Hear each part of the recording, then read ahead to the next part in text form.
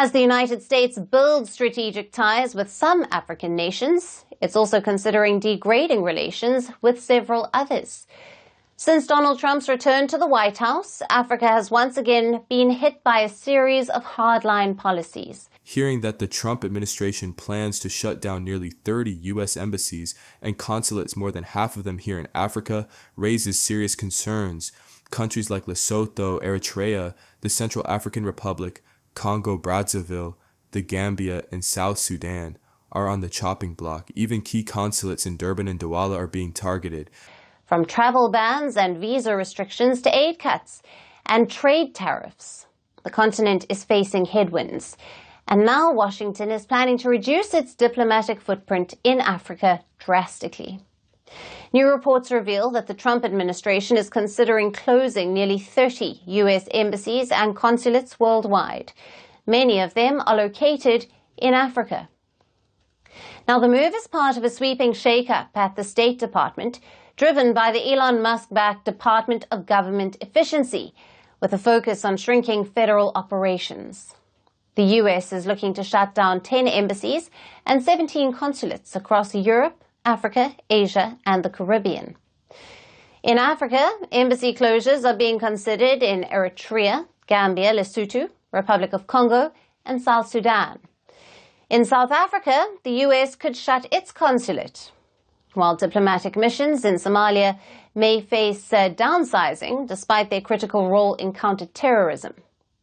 Now, the plan is still under review and would need sign-off from Secretary of State Marco Rubio or the White House.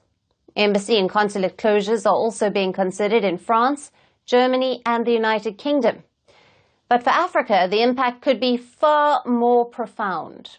Less diplomatic presence means greater isolation on the global stage. Embassies are crucial for diplomatic engagement, development coordination, and public outreach.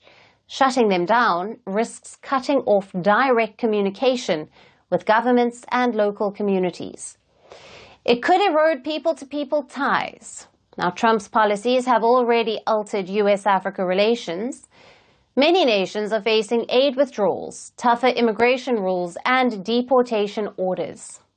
In South Africa, diplomatic relations have soured after Trump accused the country of mistreating white farmers and committing human rights violations, a claim widely rejected by experts and officials alike.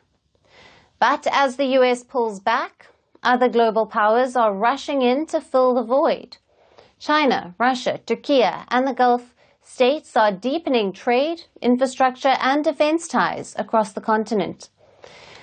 So while the U.S. steps back, Africa's geopolitical balance could shift in real time. They say it's all part of a massive budget cut, almost 50% of the State Department's funding gone, with foreign aid slashed by 75%. But while the U.S. pulls back, other powers, especially China, are deepening their ties with Africa every day.